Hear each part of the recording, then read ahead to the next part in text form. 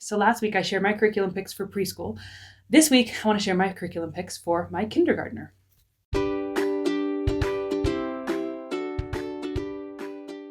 Hi, welcome. Thanks for joining me.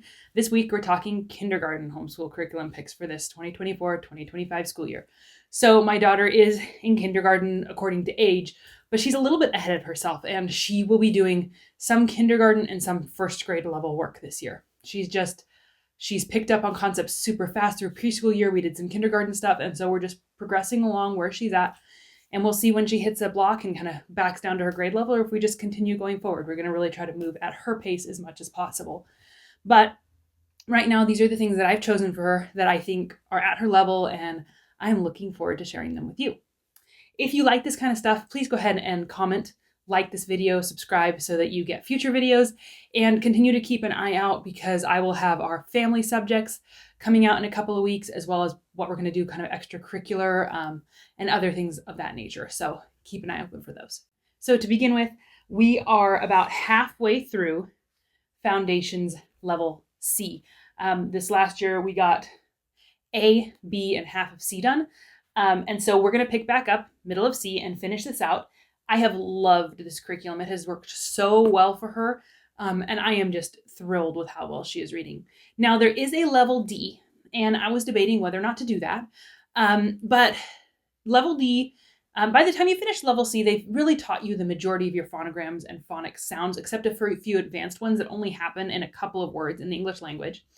And level D progresses more into more focus on spelling and grammar, and then I think fluency in reading and comprehension. But I don't plan to continue with their grammar and spelling. I think it's their essentials program once we're done with foundations. So I'm not doing that. I'm going a different route for that. And I feel like with fluency and comprehension, instead of buying a whole set of curriculum, that it is expensive, and it's not really focusing on what I want to focus on anyway, I am instead going to be going to the library and getting her a ton of level 1 reading books and just practicing with her. She'll read out loud to me, and so when she comes into a stumbling, I can help her remember the phonics that I've been doing with her, and we'll just do a lot of fluency and comprehension with actual readers. So that is my goal for that. So we'll be finishing that sometime, I would assume, beginning half of the year because we only have half a book left. You never know. But I'm not quite ready for her to be completely done with phonics practice. I don't want her to stop, read, and then just kind of forget all the rules that she learned. So I was kind of thinking about it. Well, I do think her reading is advanced and great, and we'll be able to tackle that with just, like I said, readers. I did want to get her something for just phonics practice to kind of retain those rules, remember, and refresh herself over this next kindergarten year.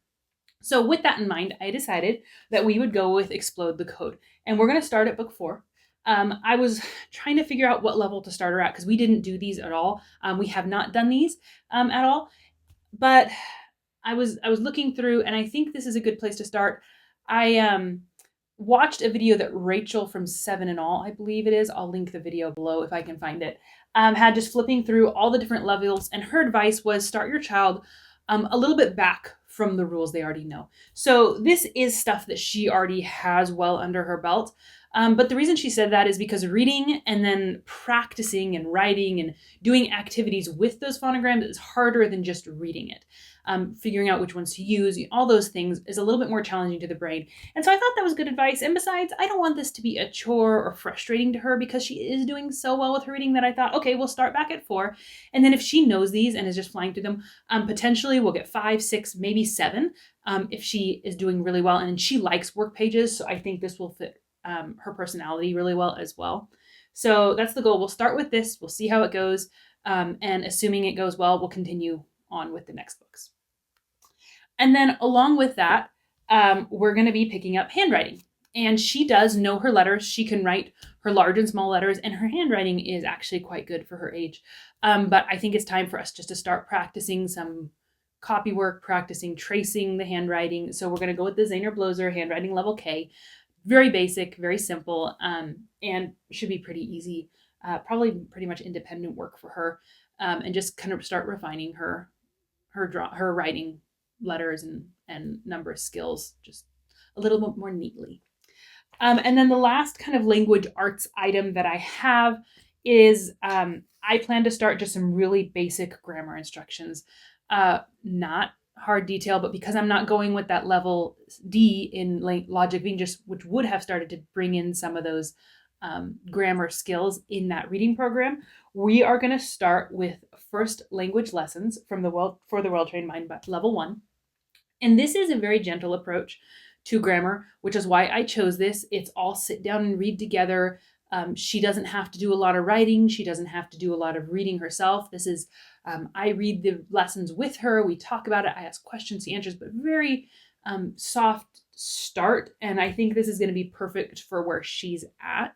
I don't know how fast we'll go through this. I'm really curious to see. It doesn't cover a lot of material. It has a lot of repetition. I don't feel like we get super far in grammar, but it's a really good way to start. And so we're going to start picking this up this year. So that's it for language arts. Next we have math, and we are going to do math with confidence. If you watch my videos or saw my preschool pics, this will come as no surprise to you. So she finished her preschool math at home and math with confidence level K last year. Flew through it, was done way too early in the year, and I had to figure out how to keep her occupied with math. We did a lot of practice pages, a lot of just work pages. And then towards the end of the year, we did math with confidence level K again, just to refresh her on everything that she'd done, make sure she had a really good cemented foundation before we go into math with confidence grade 1. But I think she is fully ready to jump into level 1. So big honkin' teacher's manual, but I really like this program. It is hands-on. It requires me to be very present. Although she is getting a little bit more independent with work pages, so I'm hoping that some of the work that she does or the review work from older lessons, that she'll be able to do some of those on her own. But she really, really loves this program. She learns well. It's not harsh. I feel like she understands the concept as the ways it takes small bites, small chunks, gentle, and I'm excited to do this. If you like this program, do not try to do this without the teacher's manual. I know that's not what this video is about, but this is heavily focused on the teacher's manual. The work pages are to cement and review, but you learn in the lessons with you as the teacher. And I really like it. So we're going to do this. And then along with that, I'll probably pull out some of these color by number pages.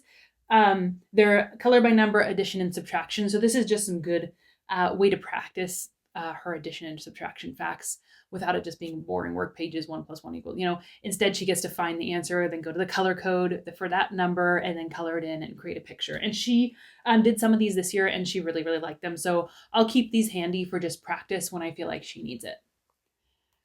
And then the next 2 pieces of curriculum, again, I have on PDF, so I don't have the physical book here to show you, so I'm going to pop pictures up here. But the next one would be building thinking skills,